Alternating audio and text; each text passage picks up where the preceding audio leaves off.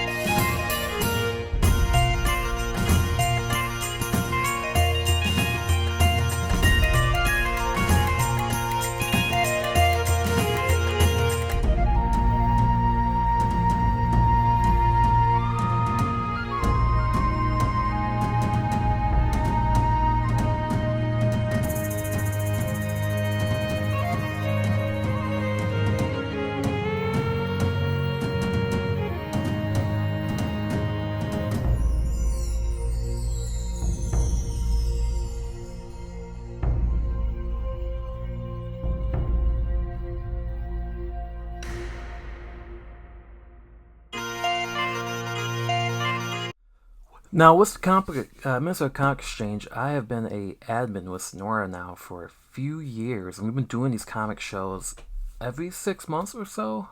This year we're doing two. This is our first one, and then we're going to be doing a show at a brewery with more information to come. But on to the comic haul, and this is a pretty unique comic haul for us. One that did involved some free comics, also involved a slab, a foreign comic, and a comic book that I've been wanting for some time.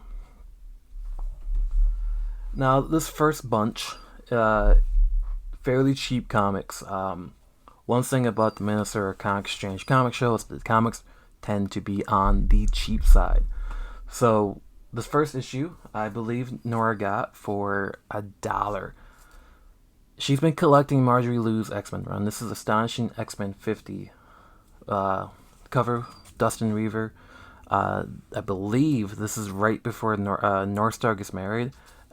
Nora's trying to collect all the Marjorie Liu comics for the X-Men series, and X-Men's going to be something that you notice throughout this comic haul, along with another genre that we really like, and that is horror. And this is House of Mystery 192 from 1972, was a cover by Neil Adams.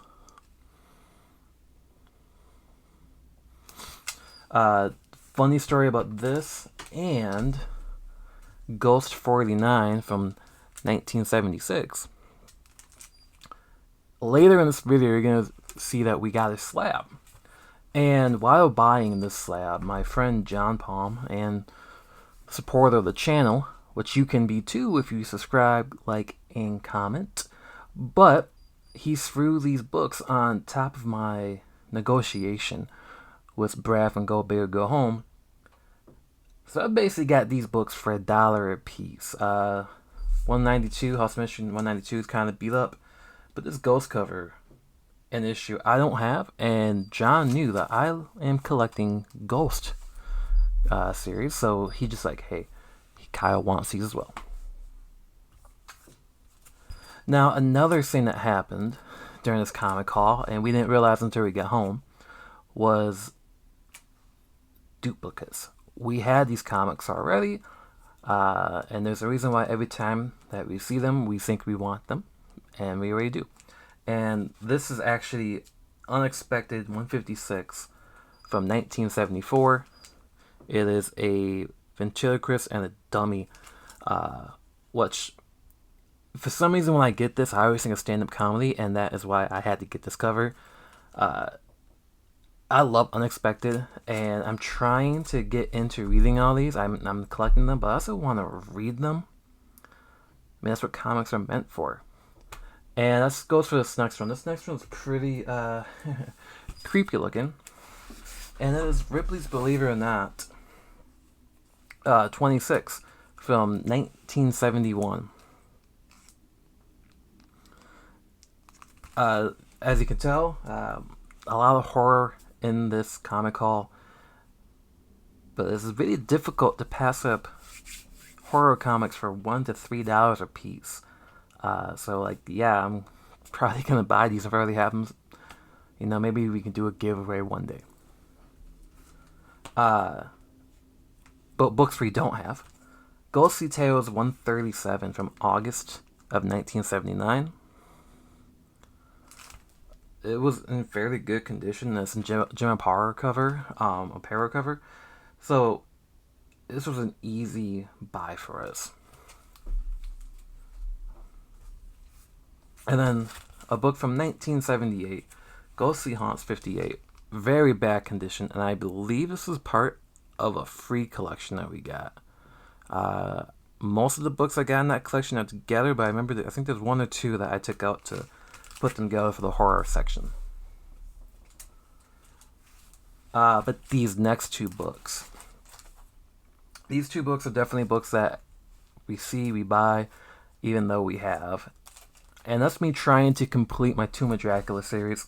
And this is Tomb of Dracula 49 from 1976.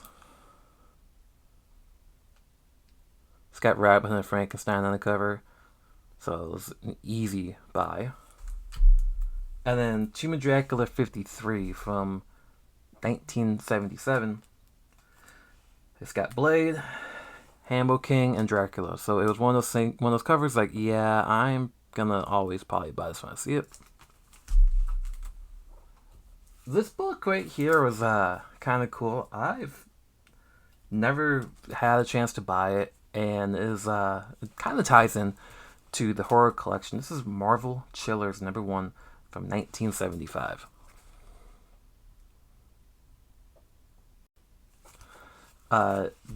Definitely a book that, I never thought that we would find for $2, and I think it's not that expensive book.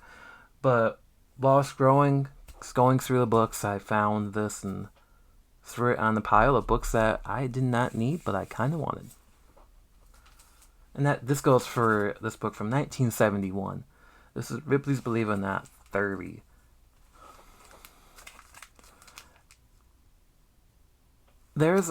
And the funniest thing is, going through the stories in this book.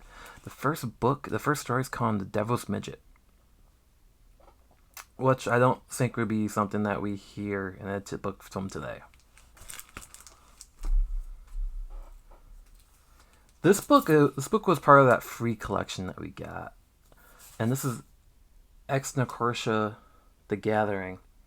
And the reason why I had to pick this up is I believe this is an homage to John Carpenter's Vampires, or From Dusk to Dawn, which two movies I enjoy.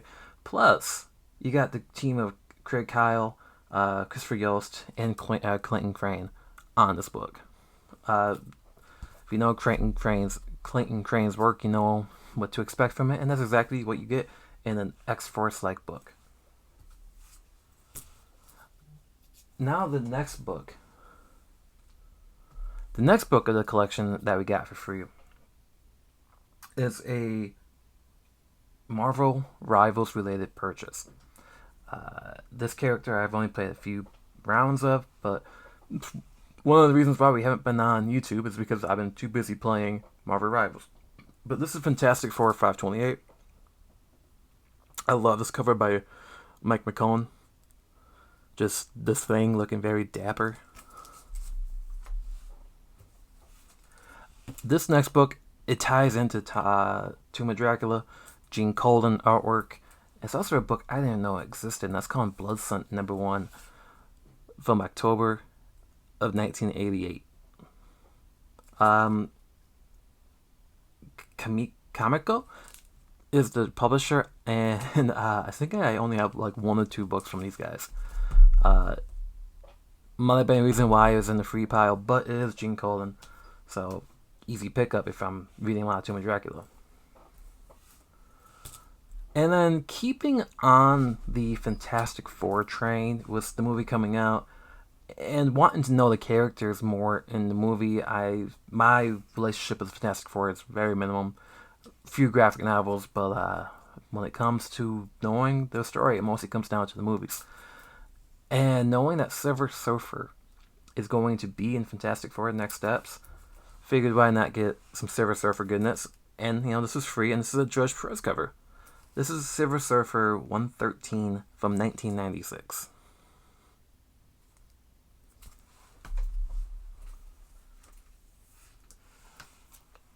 And if you've been watching the channel for a while, you know that we are huge X-Men fans. So, getting X-Men books at a comic show is something you're going to see a lot on here. But these are Wolverine, let's see the number, 94 and 95.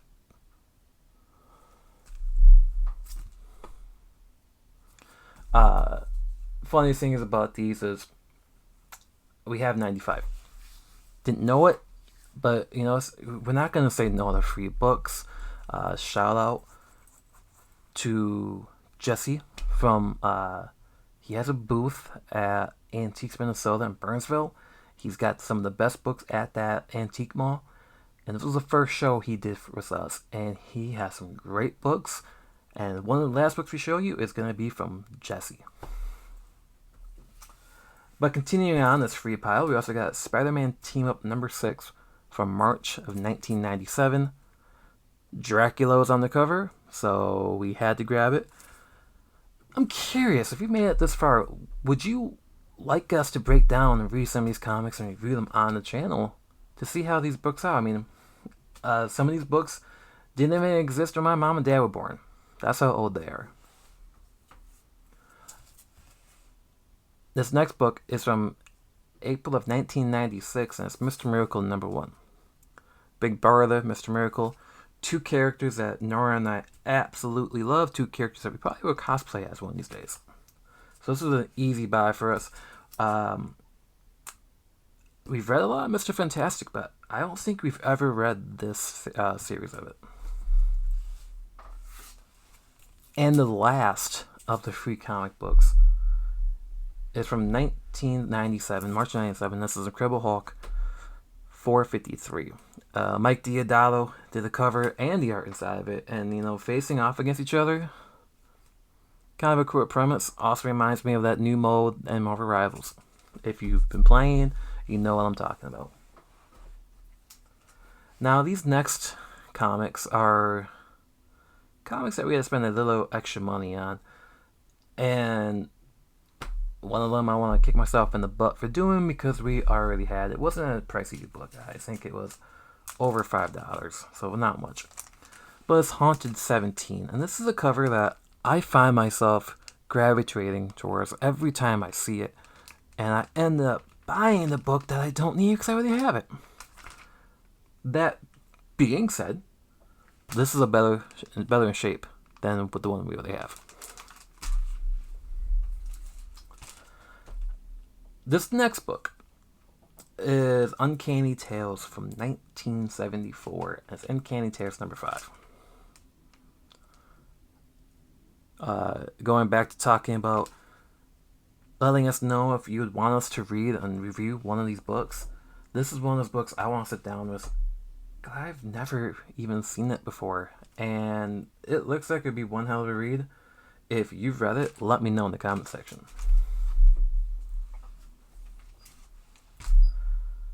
Now, this book right here is not in the greatest condition.